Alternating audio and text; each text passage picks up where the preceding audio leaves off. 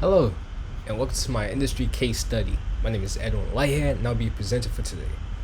Now, what do I want to be? I want to be a music producer. A music producer is a recording project's creative and technical leader.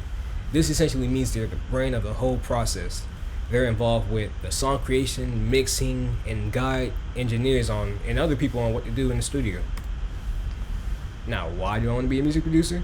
It's simple, because I love making music. Making beats gives me this fire, this drive, this passion to create more and more and more and more until it's not possible for me to make any more music.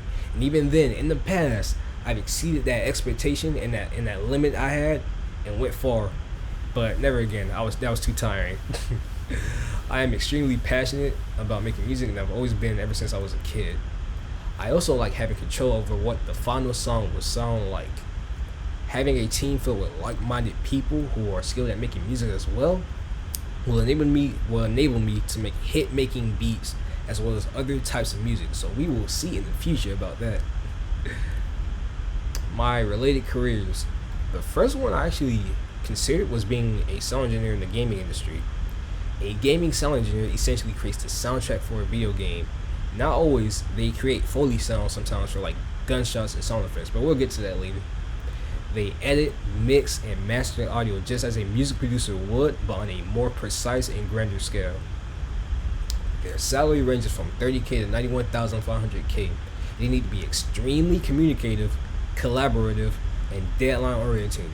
This is important in the video game industry because with things such as crunch like coming down and rushing and deadlines, you need to have these skills in order to do this job. But I feel I could do it, no pressure. Here's a video.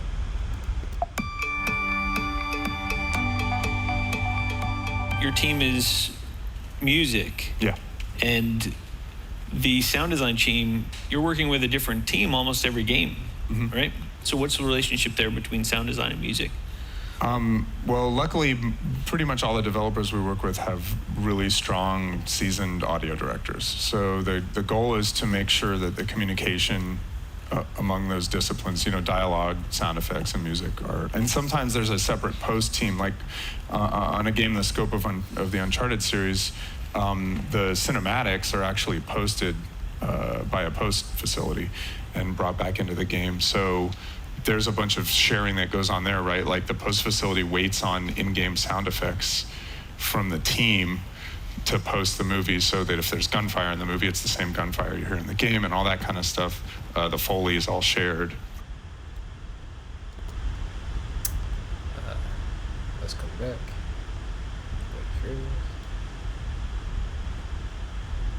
Now, for my second related career, I chose being a Foley artist.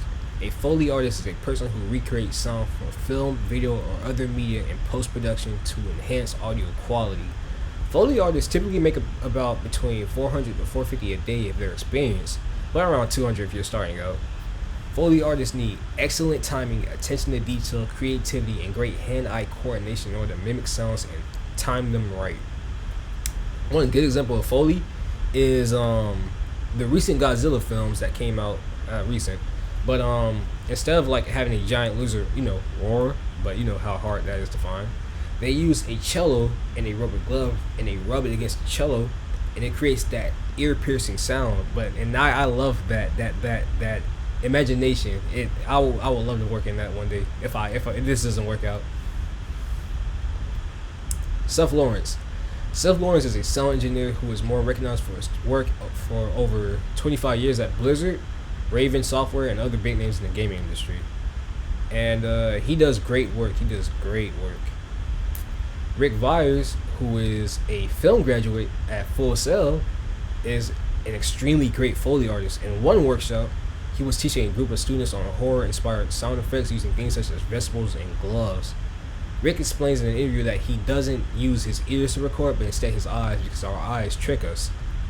And Rick makes the point that imagination is everything and is needed for a Foley artist. These are my citations, and thank you. I appreciate you for being here, and hopefully I do good. Have a good day.